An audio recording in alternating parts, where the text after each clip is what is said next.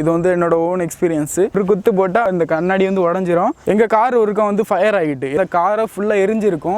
Hello guys, welcome to my channel. இன்னைக்கான video நம்ம எதை பத்தி பார்க்க போறோம் பார்த்தீங்கன்னா, காரை பத்தி தான் பார்க்க போறோம். காரை பத்தி எதை பத்தி பார்க்க போறோம்னா, ஒரு காரை வந்து ஒரு லாங் ரைட் எடுத்துட்டு போறோம். ஒரு 100 கிலோமீட்டர் கிராஸ் பண்ணி நம்ம எடுத்துட்டு போறோம்னா அதுல வந்து ப்ராப்பரா என்னெல்லாம் செக் பண்ணணும், என்ன எமர்ஜென்சி ஐட்டம்லாம் வைக்கணும், அதை பத்தி தான் பார்க்க போறோம். சரி வாங்க வீடியோக்குள்ள போலாம். ஓகே, இப்போ பாத்தீங்கன்னா மொதல் விஷயம் நம்ம கார்ல என்ன பண்ணணும் பாத்தீங்கன்னா, ஃபர்ஸ்ட் வந்து இன்ஜின்ல எல்லாத்தையும் செக் பண்ணணும். இன்ஜின்ல எல்லாத்தையும் செக் பண்ணா ஃபர்ஸ்ட் வந்து போனட் ஓபன் பண்ணணும். வாங்க போனட் ஓபன் பண்றதுக்கு பாத்தீங்கன்னா அந்த கீ வந்து கீழே இருக்கும்.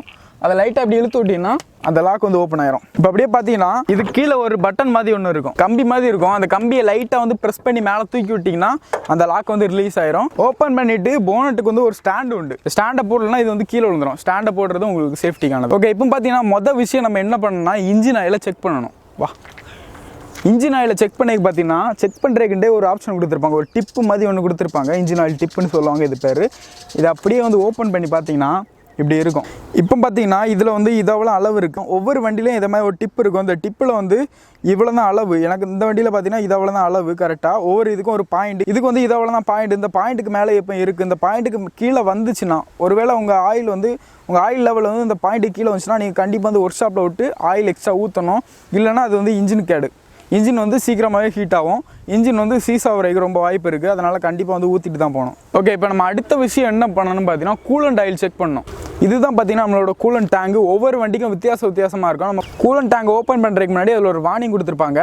அதில் என்ன இருக்குன்னு பார்த்தீங்கன்னா, சப்போஸ் நீங்கள் வந்து வண்டியை கொஞ்சம் தூரம் ஓட்டிட்டு வந்துருக்கீங்க, ஒரு 2 கிலோமீட்டர் 3 கிலோமீட்டர் ஓட்டிட்டு வந்துருந்தீங்கன்னா இன்ஜின் வந்து நல்லா ஹீட்டாக இருக்கும். ஹீட்டாக இருக்கும்போது இதை வந்து ஓப்பன் பண்ணிங்கன்னா உள்ளே இருக்க அந்த ஹீட்டில் வந்து அந்த தண்ணி வந்து தெரிச்சிடும். கூலண்ட் ஆயில் வந்து வெளியே வந்துடும். அது வந்து உங்கள் கையில் படுறதுக்கு சான்ஸ் இருக்குது. நான் ஒரு வீடியோ எடுத்திருந்தேன். அதில் வந்து நான் ஒரு 3 கிலோமீட்டர் ஓட்டிட்டு வந்து அதுக்கப்புறம் ஓப்பன் பண்ணேன். அதில் வந்து கையில் தெரிச்சிட்டு இப்போ பார்த்தீங்கன்னா வண்டி வந்து ரொம்ப ட்ராவல் பண்ணி வந்ததுனால அதிகமாக சூடாக இருக்குது. இதை வந்து நம்ம இப்போ வந்து ஓப்பன் பண்ணலாம். பயமாக இருக்குது, தெரிச்சிடக்கூடாது வெளியே.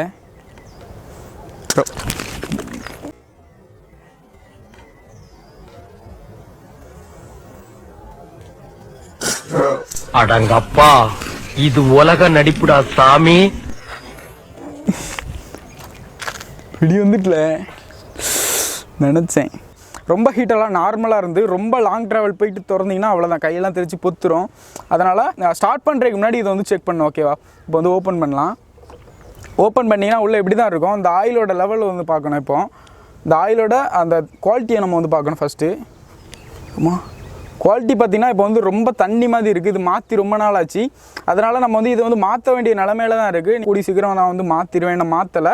இதோட லெவல் வந்து எவ்வளோ இருக்கணும் பார்த்தீங்கன்னா, அந்த மூடி கேப் இருக்குல்ல, அந்த மூடி கேப்புக்கு மேலே வர இருக்கணும். கரெக்டாக அந்த இடம் வர இருக்கணும்.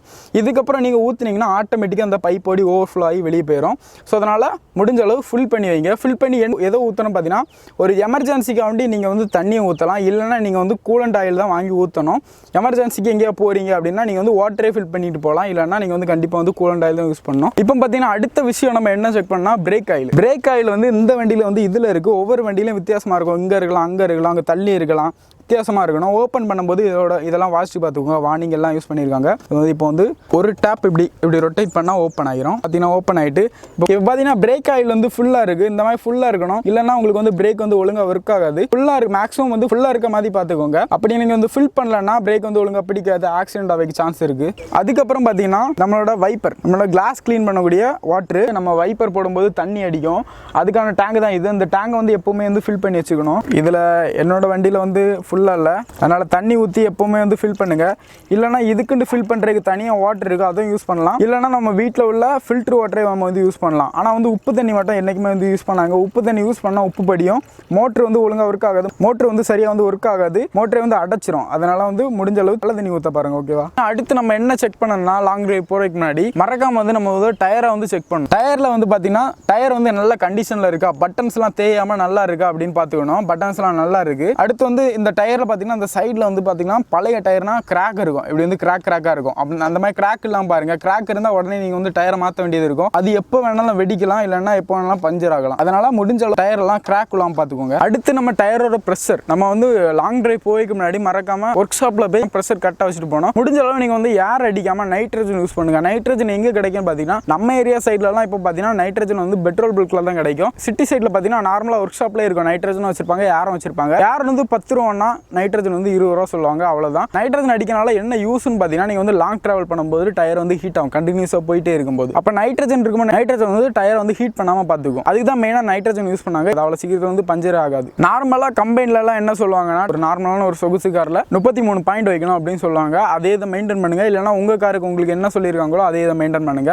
இல்லைனா உங்கள் கார்லேயே வந்து மென்ஷன் பண்ணியிருப்பாங்க, சைடில் டோருக்கு சைடில் இதில் மென்ஷன் பண்ணியிருப்பாங்க. நல்லா ஃப்ரண்ட் டோருக்கு சைடில் வந்து டோரை திறந்தீங்கன்னா சைடில் அந்த லாக்குக்கு பக்கத்தில் இருக்கும். இதில் வந்து போட்டிருக்காங்க பாருங்க, 36 PSI. ஃப்ரண்ட்டில் வந்து 36 வைக்கணும், ரியரில் வந்து 33 வைக்கணும். இந்த மாதிரி உங்கள் காருக்கு என்ன பாயிண்ட் இருக்கோ அதே பாயிண்ட் வைங்க. உங்களுக்கு வந்து கார் ஸ்மூத்தாக இருக்கும், நல்ல மைலேஜ் தரும். இப்போ அடுத்து நம்ம என்ன பண்ணணும் பார்த்தீங்கன்னா, ஸ்டெப்னி செக் பண்ணணும். உங்கள் காருக்கு மேக்ஸிமம் எல்லா காருக்கும் வந்து டிக்கிக்கு பின்னாடி தான் கீழே இருக்கும். இந்த மேட் எடுத்துகிட்டு இது கீழே ஒரு அட்டை மாதிரி ஒன்று கொடுத்துருப்பேன்.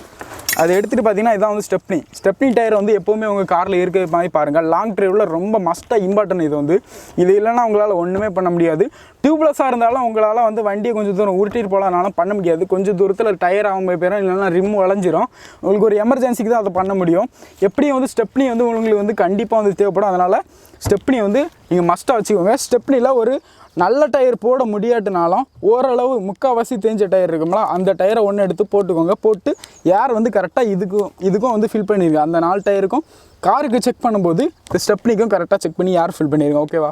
ஏர் ஃபில் பண்ணிட்டு அடுத்து ஸ்டெப்னி மட்டும் இருந்தால் போதாது, ஸ்டெப்னி கலத்தைக்கான டூல்ஸ் எல்லாமே இருக்கணும். டயரை கலத்தி மாட்டேக்க வேண்டி மெயினாக வந்து இந்த ஜாக்கி இருக்கணும். இது வந்து காருக்கான ஜாக்கி. லாரிக்கெலாம் பெருசாக இருக்கும், வேறு மாதிரி இருக்கும். இதுக்கு வந்து காருக்கு வந்து கரெக்டாக இருக்கும், வெயிட்லெஸ்ஸு, ரொம்ப ஈஸியாக இருக்கும். இந்த மாதிரி ஒரு ஜாக்கி, அதை ரொட்டேட் பண்ணுறதுக்கு ஒரு ராடு, அப்புறம் டயரை கலத்தைக்கான டூல்ஸ் எல்லாமே இருக்கான்னு மஸ்ட்டாக வந்து பார்த்துக்கோங்க. ஒரு டூல் வந்து முன்ன இருக்குது, அது எதுக்கு முன்ன போட்டேன்னு நான் சொல்கிறேன். அதுக்கப்புறம் பார்த்தீங்கன்னா உங்கள் டிக்கியில் வந்து தண்ணி இருக்க மாதிரி பார்த்துக்கோங்க. இந்த மாதிரி தண்ணி வந்து நிறைய போட்டுக்கோங்க. ஒரு 5 லிட்டராவது தண்ணி வந்து காருக்குள்ளே இருக்கணும். இது இப்போதைக்கு வந்து நம்ம டிக்கியில் வந்து ஒரு 2 லிட்டர் போட்டுக்கணும். மீதி எல்லாமே முன்ன போட்டிருக்கேன், அது எதுக்கும் சொல்கிறேன் வாங்க. இப்போ பார்த்தீங்கன்னா அடுத்து வந்து என்னோடய ஓன் எக்ஸ்பீரியன்ஸு. இது வந்து என்னோடய ஓன் எக்ஸ்பீரியன்ஸு. உள்ளே வந்து என்ன பண்ணணும் பார்த்தீங்கன்னா, உள்ளே வாங்க, அப்படியே உள்ளே பேக் டோர் ஓப்பன் பண்ணிக்கோங்க. பேக் டோருக்கு கீழே ஒரு கம்பி வச்சுக்கோங்க. ஒரு கம்பி மெயினாக வச்சுக்கோங்க. இந்த கம்பி எதுக்குன்னா, இந்த கம்பி வந்து நம்ம வந்து ஸ்டெப்னிக்குள்ள டூல்ஸ் இதில் இந்த டூல் எடுத்து முன்ன போட்டுக்கோங்க. எதுக்குன்னா நமக்கு வந்து கிளாஸ் வந்து ஆட்டோமேட்டிக் கிளாஸு. சப்போஸ் நம்மளுக்கு வந்து ஏதாவது ஒரு ஒயரிங் நம்ம வந்து காருக்குள்ளே இருக்கும், ஒயரிங் ஏதாவது ஃபால்ட் ஆகி, இல்லைனா டோர் வந்து ஆட்டோமேட்டிக்காக லாக் பண்ணிவிட்டு யாராவது வெளியே போயிட்டாங்கன்னா, யாராவது ஒருத்தங்க உள்ளே இருந்தாங்கன்னா ஃபுல்லாக லாக் ஆகிட்டுனா மூச்சு திணறும். ஸோ ரொம்ப மூச்சு திணறும். அதுக்காண்டி நம்மளால் உள்ளேருந்து ஓப்பன் பண்ண முடியாத அளவுக்கு இந்த மாதிரி ஒரு கம்பி சேஃப்டிக்கு முன்ன போட்டுக்கோங்க. முன்ன போட்டிருந்தா இந்த கம்பி வச்சு ஒரு குத்து போட்டால் இந்த கண்ணாடி வந்து உடஞ்சிரும், ஈஸியாக நம்மளால் மூச்சு விட்டுடலாம். ஸோ ஒரு எமர்ஜென்சிக்காக வேண்டியது. அதுக்குன்ட்டு நீங்கள் வந்து கொஞ்சம் தூரம் லாக் பண்ணிட்டு போயிட்டாங்களேன்ட்டு குத்தி உடச்சிடாதுங்க. சேஃப்டிக்காக வேண்டி தான் இது. அதுக்கப்புறம் பார்த்தீங்கன்னா இதையும் ஒரு டிரைவர் சீட்டுக்கு பின்னாடி இல்லைனா அந்த சீட்டுக்கு பின்னாடி போட்டுக்கோங்க. அடுத்து பார்த்தீங்கன்னா தண்ணி, ஒரு 2 லிட்டர் தண்ணி எப்போவுமே வந்து காரோட ஃப்ரண்டில் இருக்கணும். மொத்தம் வந்து உங்கள் காரில் வந்து ஒரு 5 லிட்டர் தண்ணியாவது இருக்கணும். 5 லிட்டர் தண்ணியாவது எப்படியும் கம்பல்சரி இருக்கணும். ஒரு 2 லிட்டர் தண்ணி பாட்டில் எடுத்து முன்ன போட்டுக்கோங்க. மீதி 3 லிட்டரை டிக்கியில் போட்டுக்கோங்க. சரியா? ஏன் நான் இந்த தண்ணி எதுக்குன்னா, இதை வந்து அனுபவப்பட்டிருக்கேன். எங்கள் கார் ஒருக்கா வந்து ஃபயர் ஆகிட்டு, எதில் ஃபயர் ஆச்சுன்னு பார்த்தீங்கன்னா, முன்ன ஃபயர் ஆச்சு. முன்ன அந்த ஹெட்லைட்டு கீழே ஒரு சின்ன லைட் வரும், அதை மாட்டும் போது ஏதோ தப்பாக மாட்டிக்கிட்டாங்க. ஒயரிங் ஃபால்ட்னால அதை டேரெக்டாக கொடுத்துட்டாங்க. ஒயரிங் ஃபால்ட்னால அதை தீப்பிடிச்சிட்டு, டேரெக்டாக கொடுக்காம நம்ம வந்து ஃபியூஸில் கனெக்ட் பண்ணி கொடுத்தோம்னா ஃபியூஸ் கட் ஆயிரும், தீப்பிடிக்க வாய்ப்பே இல்லை. டேரெக்டாக தெரியாமல் கொடுத்துட்டாங்க. அதனால் அது வந்து தீப்பிடிச்சு 2 லைன் மைனஸும் பாசிட்டிவும் டச் ஆகி தீப்பிடிச்சிருச்சு.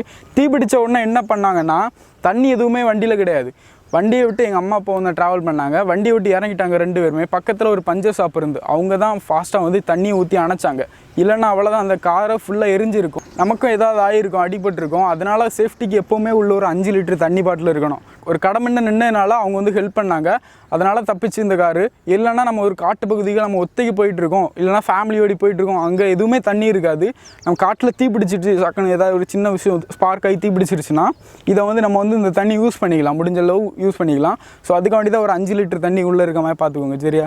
இந்த வீடியோ உங்களுக்கு பிடிச்சிருந்தா லைக் பண்ணுங்கள். நம்ம சேனலை நீங்கள் என்ன சப்ஸ்கிரைப் பண்ணலாம், மறக்காமல் சப்ஸ்கிரைப் பண்ணுங்கள், பெல் ஐக்கானை கிளிக் பண்ணிடுங்க. நம்ம சேனலில் பார்த்தீங்கன்னா பைக்ஸ் அண்ட் கார் சம்மந்தமாக வீடியோஸ் வந்துகிட்டே இருக்கும். ஃபுல்லாக வந்து ஆட்டோமொபைல் சம்மந்தமாக தான் வீடியோ வந்துகிட்டே இருக்கும். ஸோ மறக்காமல் சப்ஸ்கிரைப் பண்ணிடுங்க, அப்போ தான் தொடர்ந்து வீடியோ பார்க்க முடியும். ஓகே, நெக்ஸ்ட் வீடியோவில் பார்க்கலாம். பாய்.